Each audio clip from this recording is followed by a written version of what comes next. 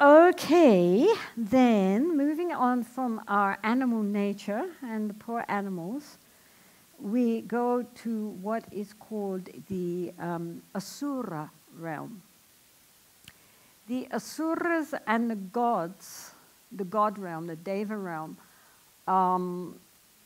Okay, the Asuras are a kind of godlike being.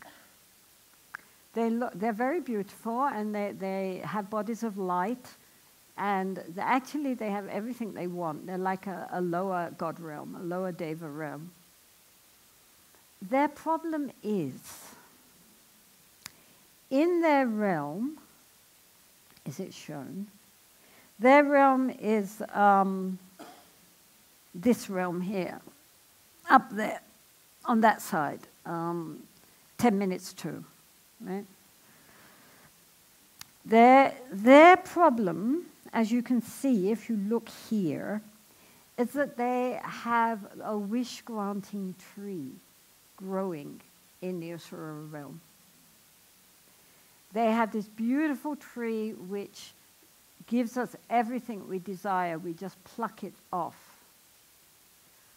Unfortunately, this tree, which has deep roots in the Asura realm, nonetheless grows all the way up, and the actual branches and fruit are in the Deva realm. So the Asuras can't get it. Now, is that fair? Their roots are in the Asura realm, and the trunk is in the Asura realm. How is it they're not getting any fruits? Is all the trouble is with those gods. They're taking our fruits because this is our tree. It's not their tree. How dare they? So the fact that the Asuras have so much means nothing to the Asuras because they are consumed by jealousy of the gods who have what they think is their right, which is the fruits of this wish-fulfilling tree. So as a result, they are always at war with the gods. So you can see them here, right? Can you see? There's a whole row of them. They've all got bows and arrows, right? And they're fighting the lower gods. So their problem is, again, that although they have so much, you can see they have this nice house, and they have birds, and they have everything they want. They're like a lower celestial realm. They're perfectly okay. They've got everything they need. But they don't have what they think is their right. And as a result, they are consumed by envy and jealousy, and they can't appreciate what they've got because somebody's got something more.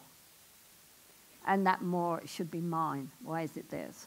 So this is, again, a kind of mentality where you have so much, I have so much, you know, like business people.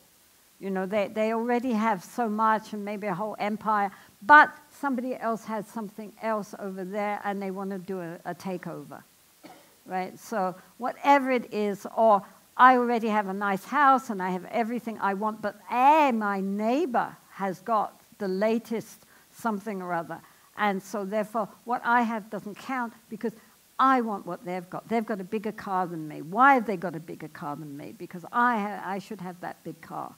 And it's only because I've had a bit of unfortunate trouble in my life that I don't have that nice big car, but they shouldn't have that car because I need it. And so what you've got, you don't care about. You know, you're only consumed by envy and jealousy of somebody who's got more.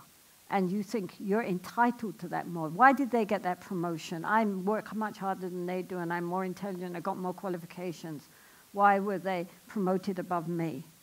And so even though you've got a good job and you have enough money and everything's okay, you can't appreciate it and enjoy it because somebody's got something more that you think you're entitled to. Do you understand? So that's that kind of mentality.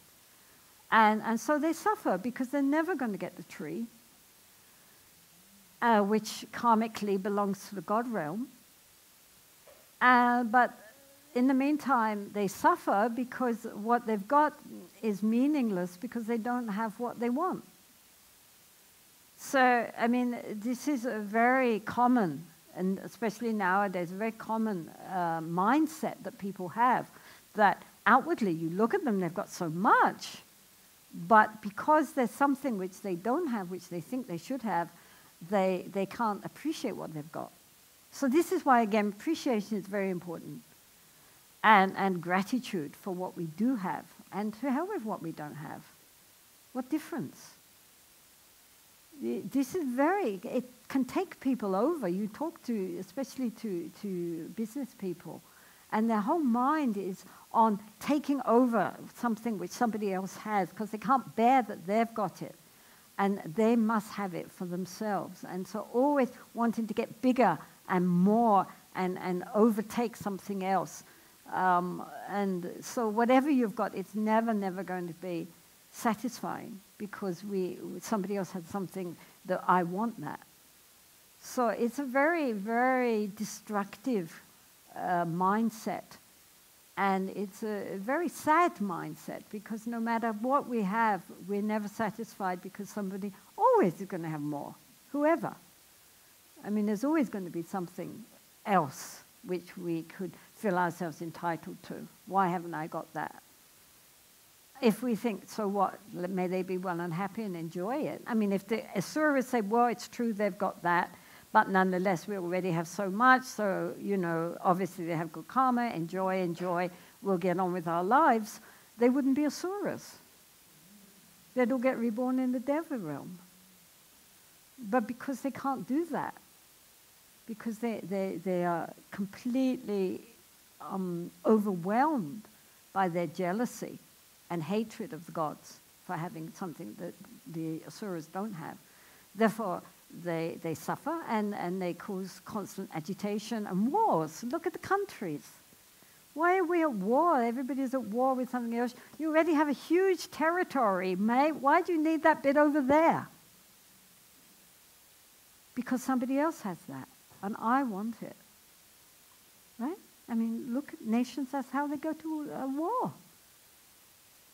I remember when England was at war over the Falklands with Argentina. I mean, where the hell's the Falklands? But we had to go to war about it. It's pathetic. And then people die, it's not, war is no joke. And it doesn't benefit the soldiers who are fighting. Who gets Falklands, who doesn't? Doesn't even benefit the government, really, because once they've got it, they've forgotten it again. Where's the Falklands?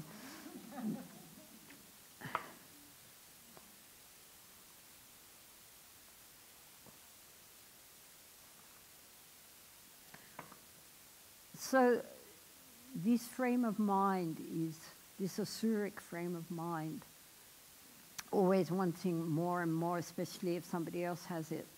I've got to have it, it's got to be mine, is a very, very big problem in the world, because it not only disturbs our own consciousness, but as I say, on an international level, that's how governments think. And they always want to take over more and more and more territory, whether or not they're entitled to it or not. They can always think up reasons why they should be entitled to it.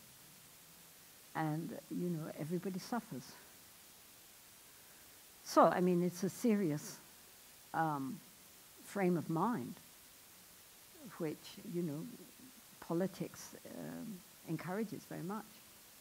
I mean, that's why we're always having wars, since the beginning. Okay, then we come up to the top, 12 o'clock. This is the God realm. Now, there are, as I said, 26 levels of God realms. 26, Monty?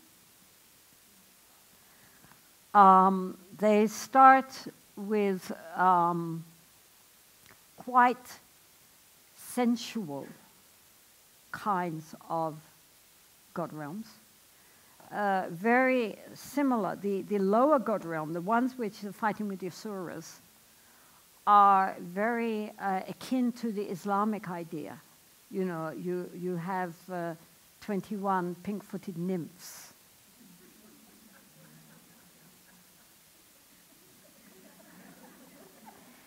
I mean, you can see these texts were written by the boys.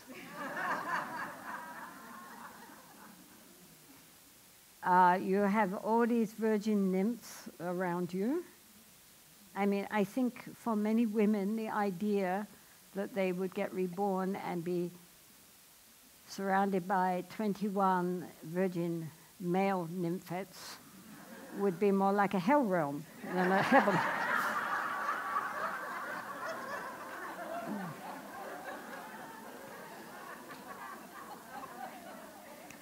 Be that as it may,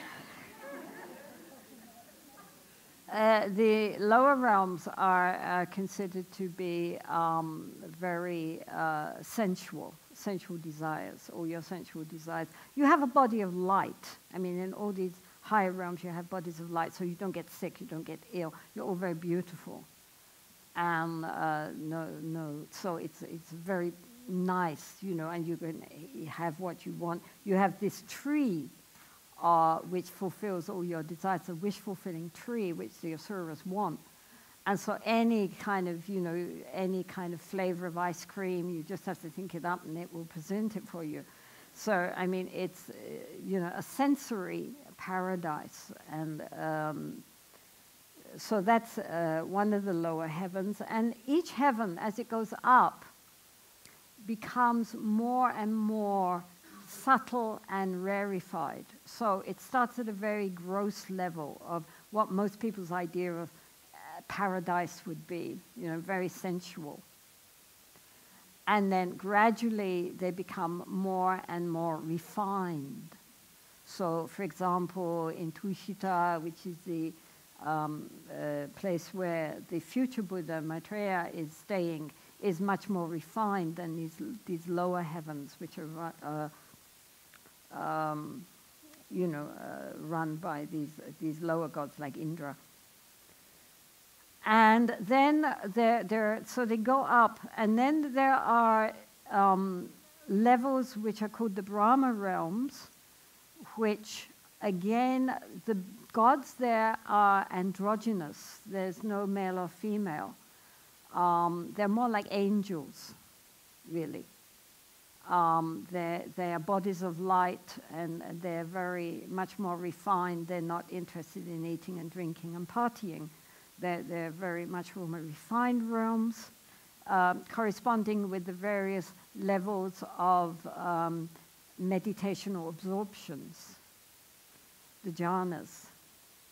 And then beyond that, other realms of higher non-physical manifestations, where it's mind only, consciousness only, and there's no physical. So all these different levels of